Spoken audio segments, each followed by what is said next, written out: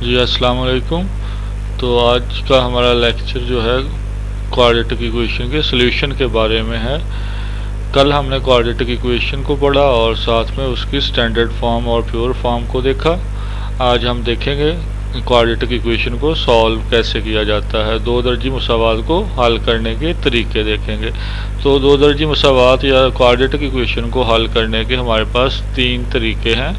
पहला factorisation method या इसको तजसी का तरीका कहते हैं। दूसरा हमारे पास आ जाएगा फिर कंप्लीटिंग स्क्वायर मेथड, इसको हम तकमील मुरब्बा भी कहते हैं। और तीसरा मेथड हमारे पास आ जाएगा क्वाड्रेटिक फार्मूला या इसको दो दर्जी फार्मूला कहा जाता है।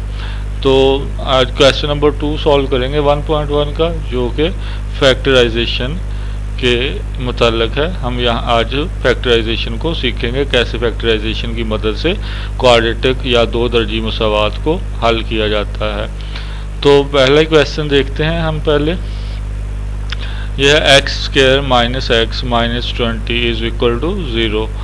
तो इसकी फैक्टराइजेशन देखते हैं कैसे होगी। सबसे पहले तो जो भी आपको इक्वेशन दी हुई होगी उसको आपने जो है स्टैंडर्ड फॉर्म में चेंज करना है, अगर वो पहले स्टैंडर्ड फॉर्म में ना हो। लेकिन जो ये पहला क्वेश्चन है ये स्टैंडर्ड फॉर्म में ही है कि एक्स स्क्वायर आ गया, फिर एक्स आया और फिर कांस्टेंट आया इक्वल टू 0 आ गया। तो ये स्टैंडर्ड फॉर्म है, कल आपने देखे भी थे क्वेश्चन इसके रिलेटेड।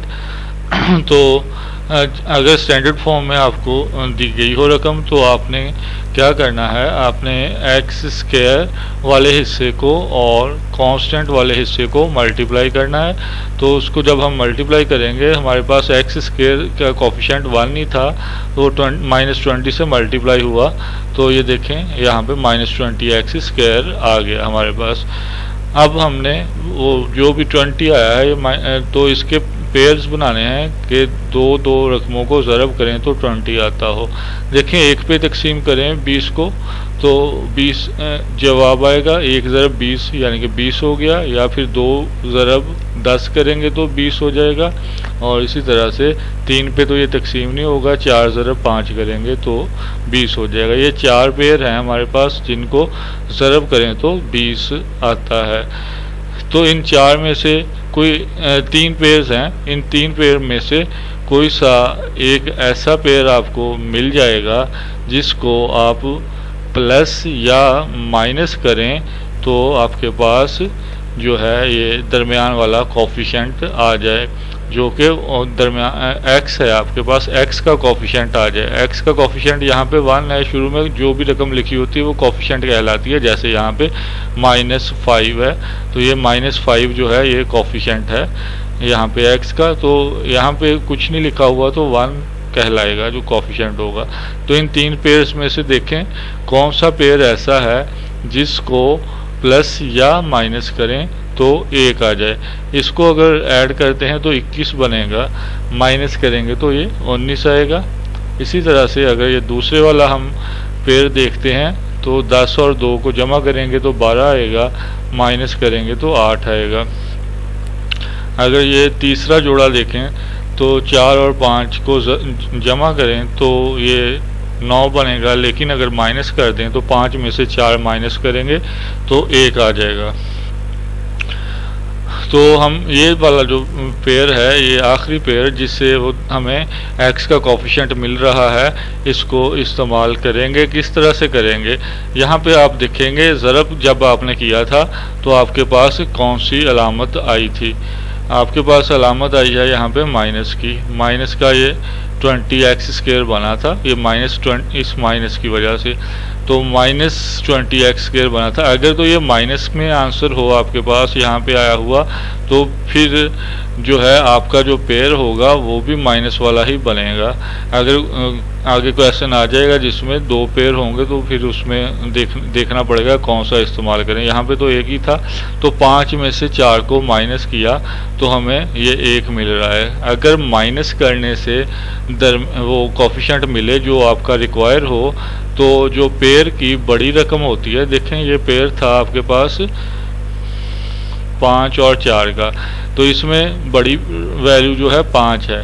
तो अगर माइनस करने से आपके पास वो दरमियान का कोफिशिएंट एक्स का कोफिशिएंट आए तो बड़ी रकम के साथ आपने साइन यूज़ करना है जो दरमियान में लगा हुआ है, एक्स का जो साइन लगा हुआ है वो साइन इस्तेमाल करेंगे।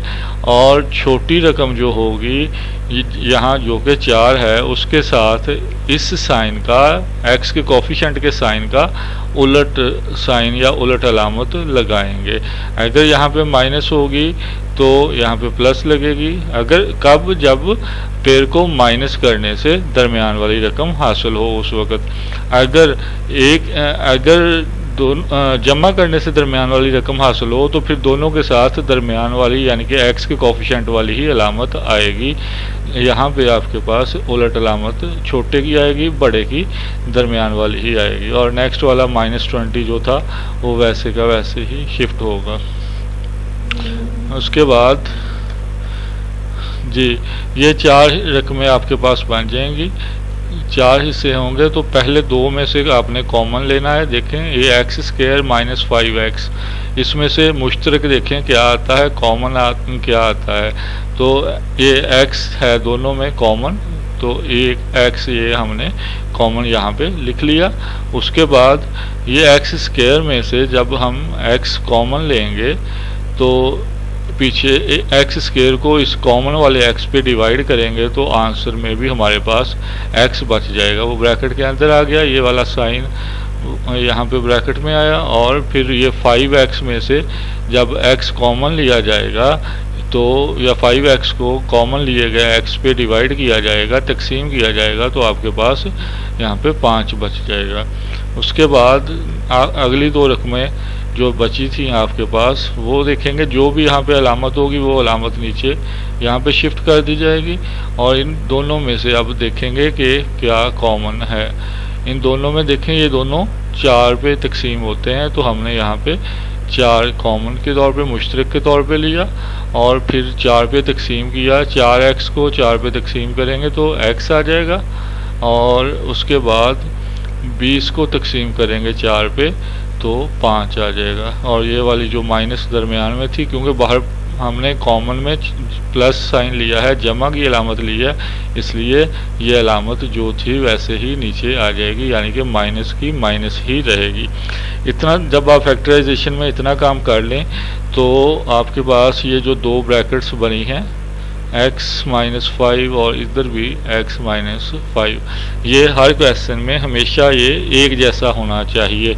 देखें x-5 इधर भी है तो इधर भी x-5 भी है, जो भी पहली ब्रैकेट में हो वही दूसरी में होना चाहिए। अगर ये एक जैसा ना हुआ तो फिर आपकी कहीं गलती होगी, उस गलती को चेक करें और दूर करें। तो अब यहाँ पे हमारे पास 2 रह गई रकमें जी।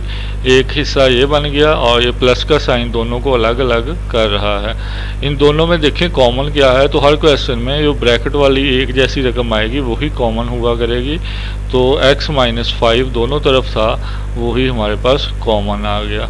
अब पहले हिस्से में से जब x-5 कॉमन लेंगे तो पीछे हमारे पास ये x बचेगा जो कि ये ब्रैकेट के अंदर आ गया, फिर ये प्लस का साइन लगा।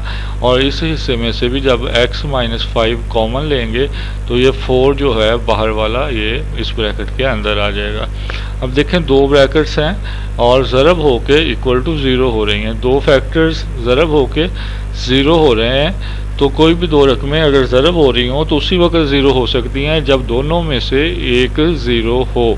अगर दोनों में से कोई एक, या तो दोनों 0 हों या कम से कम एक लाजमी 0 हो, फिर ही ज़रब हो के वो 0 हो सकती हैं। तो चूंकि हमें यहाँ पे वेरिएबल हम यूज़ कर रहे हैं x, तो इसलिए पता नहीं चलता क्या कौन सा फैक्टर 0 होगा, तो दोनों में से एक का होना लाजमी है। तो हम इसको फिर दोनों फैक्टर्स को बारी बारी इक्वल टू 0 लिख लेंगे कि पहला फैक्टर इक्वल टू 0 है या फिर दूसरा फैक्टर जो है वो इक्वल टू 0 है। तो ये x+4 इज इक्वल टू 0। अब दोनों को अलग अलग हम सॉल्व करते हैं जी। तो ये x-5 इक्वल टू 0, -5 को जब राइट साइड पे शिफ्ट करेंगे तो ये +5 हो जाएगा। तो ये x का आंसर हमारे पास आ गया 5। और इसी तरह से दूसरे हिस्से को सॉल्व करेंगे तो x+4 इज इक्वल टू 0 था, तो यहाँ से हम जब इसको राइट साइड पे शिफ्ट करेंगे तो ये +4 जो है -4 हो जाएगा। इस तरह से x के हमारे पास दो आंसर्स आ गए और ये क्वाड्रेटिक इक्वेशन सॉल्व हो गई। एक -4, दूसरा 5। इसको सोल्यूशन सेट की सूरत में लिखेंगे और ये दरमियानी ब्रैकेट का इस्तेमाल करेंगे सोल्यूशन सेट के लिए।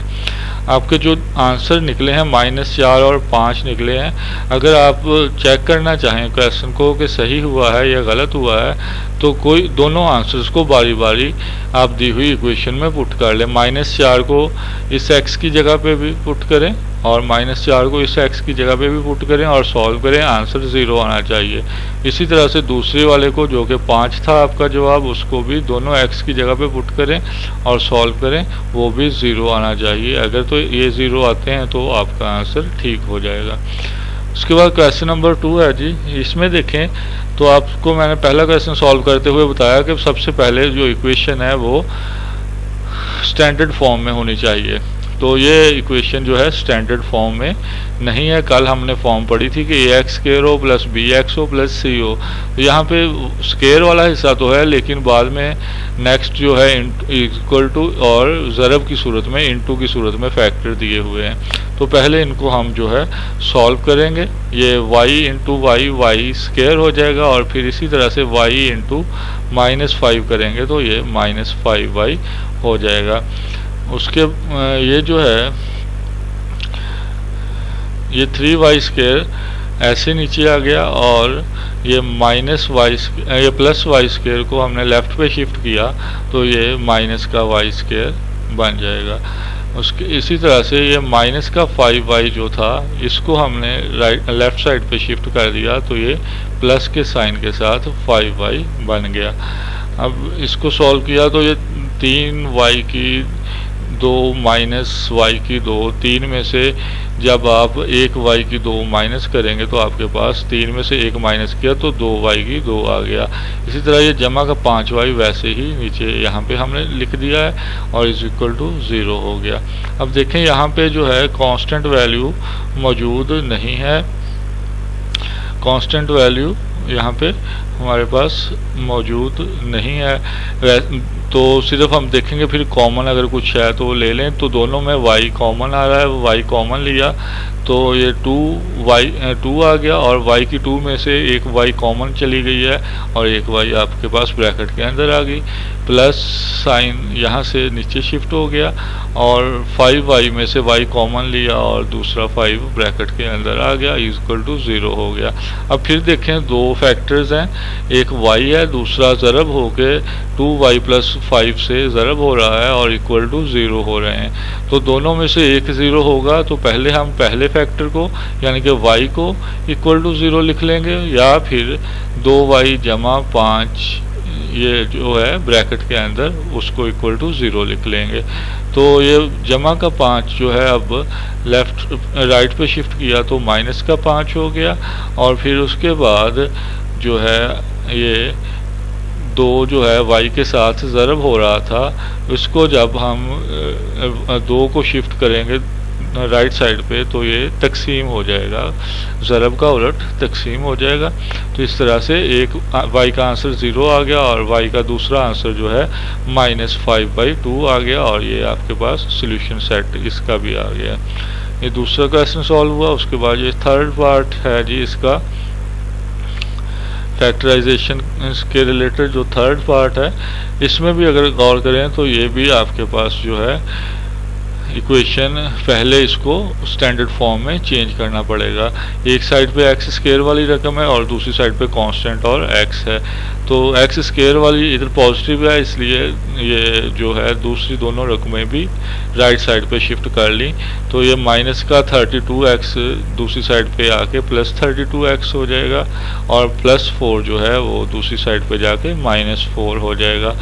तो हमारे पास इक्वेशन आ जाएगी। अब हम दोबारा से इसको लेफ्ट साइड पे लिख रहे हैं तो ये 17x² plus 32x minus 4 is equal to 0, ये हमारे पास स्टैंडर्ड फॉर्म बन गई क्वाड्रेटिक इक्वेशन की। तो अब क्या था तरीका हमारा कि अगर स्टैंडर्ड फॉर्म में रकम आ जाएगी तो हम क्या करेंगे कि x² वाले हिस्से को कांस्टेंट से मल्टीप्लाई कर देंगे। तो देखें ये 17 माइनस 4 से मल्टीप्लाई होगा तो ये माइनस 68 यानी 68x² हो जाएगा, साथ में ये वाला x² भी इधर आ जाएगा। तो अब देखेंगे कि इसके पेयर बनाएंगे कि कौन कौन सी दो दो रकमों को ज़रब करें तो 68 बनता हो। ये एक को 68 से ज़रब करें तो 68 आता है, 2 पे तकसीम करें 68 को तो 34 आ जाएगा। 3 पे ये तकसीम नहीं होगा, 4 पे अगर आप तकसीम करें तो 17 आ जाएगा। इसके अलावा आपको कोई और पेयर होल नंबर में नज़र नहीं आएगा जिनको ज़रब करें तो ये 68 बनता हो।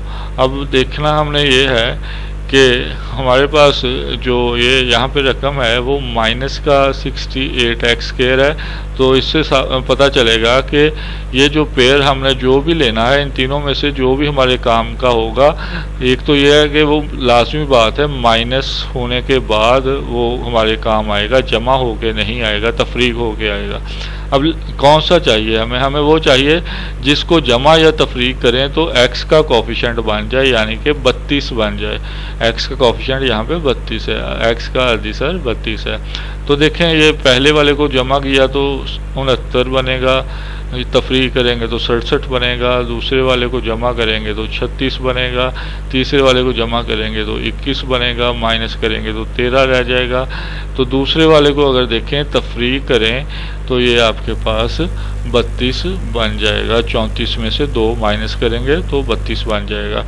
तो हम फिर इसको लेंगे, हमने अभी बात की थी इसके फर्स्ट पार्ट के अंदर कि अगर तफरीक करके दरमियान वाली रकम आए तो जो पेयर का बड़ा हिस्सा हो, बड़ा पार्ट हो, उसको उसके साथ अलामत वही लगाएंगे जो पहले x की अलामत थी। तो 32 के साथ जमा की अलामत थी, इधर जो है पेयर का बड़ा फैक्टर जो है 34 है, तो हमने उस बड़े के साथ जो है जमा की अलामत लगा दी। और हमने कहा था तफरीक करने से जब आता है तो बड़े के साथ तो दरमियान वाली अलामत आती है, लेकिन छोटे के साथ दरमियान वाली अलामत के ऑपोजिट अलामत आती है, तो उधर जमा थी इसलिए हमने यहाँ पे -2x साथ लिखा। जो भी यहाँ पे वेरिएबल होगा वो दोनों के साथ लगा दिया जाएगा। देखें 34 में से 2x माइनस करेंगे 34x में से तो 32x आ जाएगा। तो अब देखें ये फिर 4 हमारे पास रकमें बन गई हैं, 4 पार्ट्स हैं। तो पहले 2 में से कॉमन देखें क्या है। तो पहले 2 में एक तो x आ रही है वो कॉमन आ जाएगी, दूसरा 17 पे दोनों तकसीम हो रहे हैं तो 17 भी कॉमन आ जाएगा। तो 17x जो है कॉमन आ गया। अब देखें जी 17x की 2 में को 17x पे जब तकसीम करेंगे 17 से 17 कैंसिल हो जाएगा, x की 2 में जो है एक x कैंसिल हो जाएगा एक x के साथ, और दूसरा x जो है वो हमारे पास बाकी बच जाएगा जो कि ब्रैकेट में लिख दिया।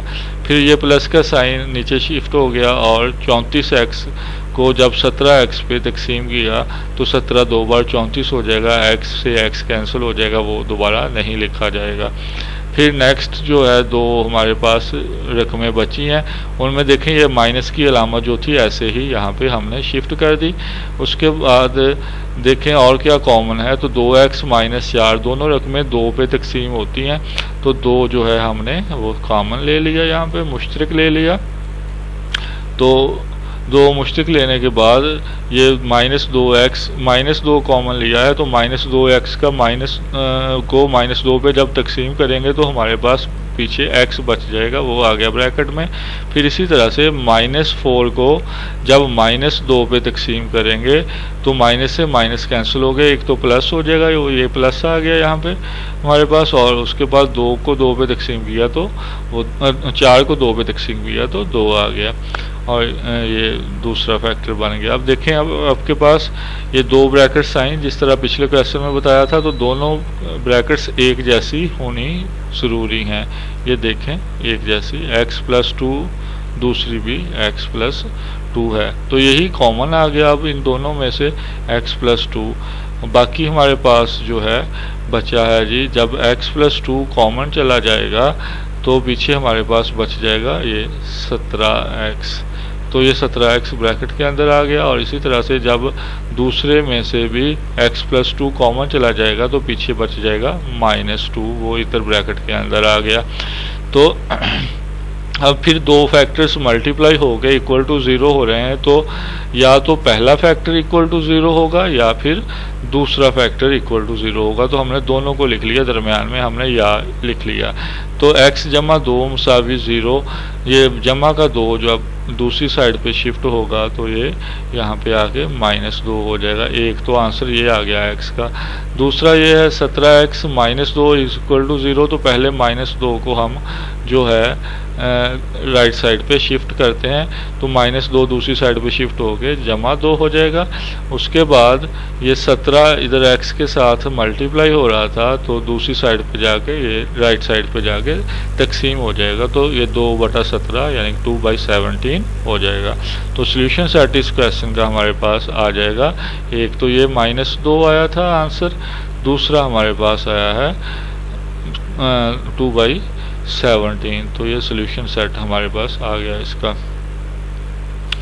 उसके बाद क्वेश्चन नंबर जी 4 है, 6 सॉल्व किया गया है जी।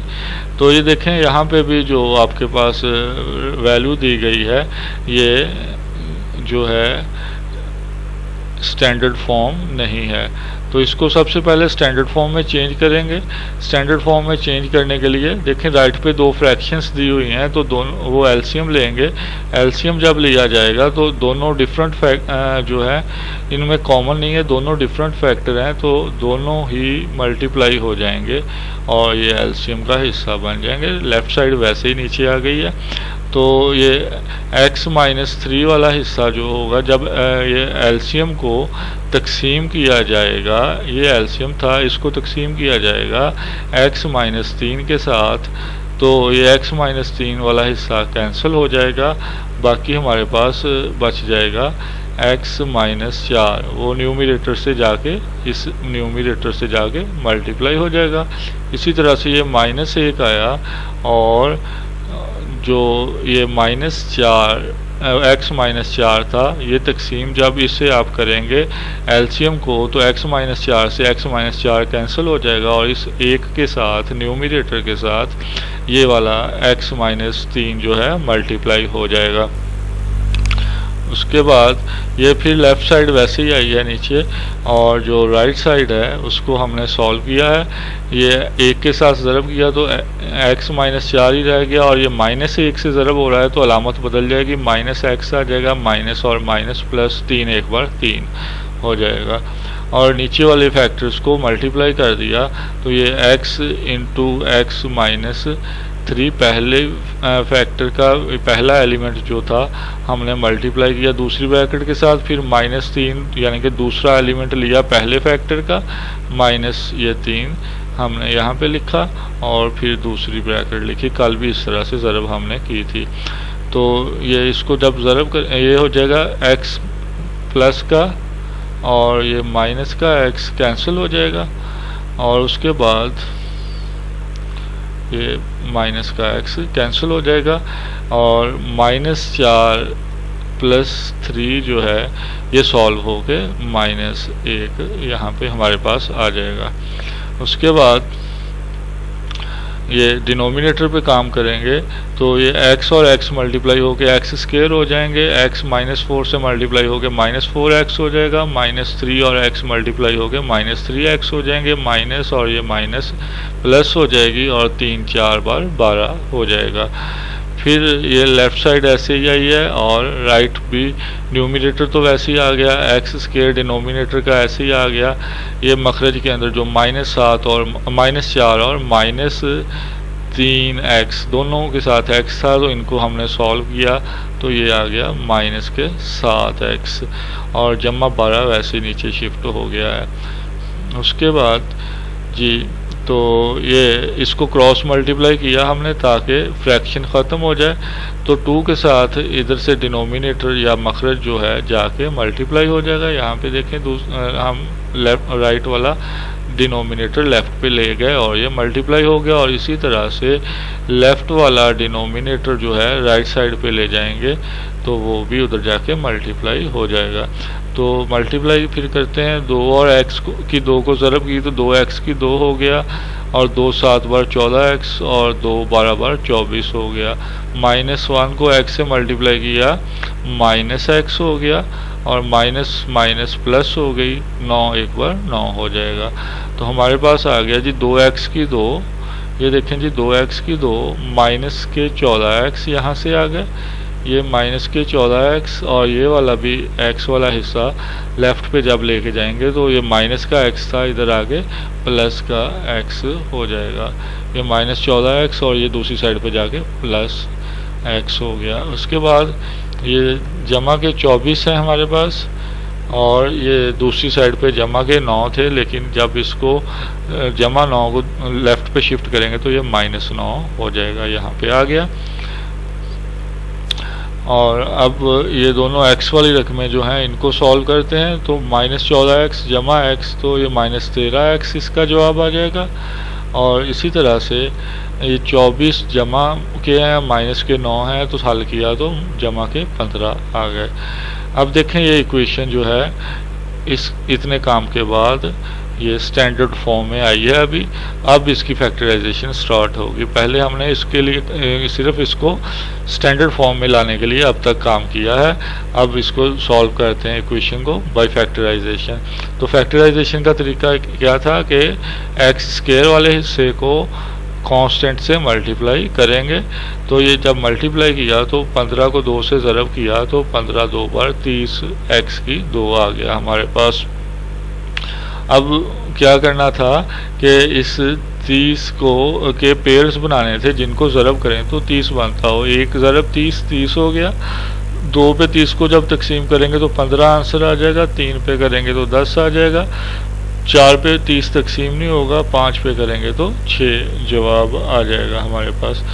इनमें से ये चार पेयर्स बने हैं। इनमें से हमने ऐसा पेयर ढूंढना है जिसको प्लस या माइनस करें तो x का कोफिशिएंट बन जाए। जिसको प्लस या माइनस करें तो x का कोफिशिएंट बन जाए, जो कि इस क्वेश्चन में -13 है।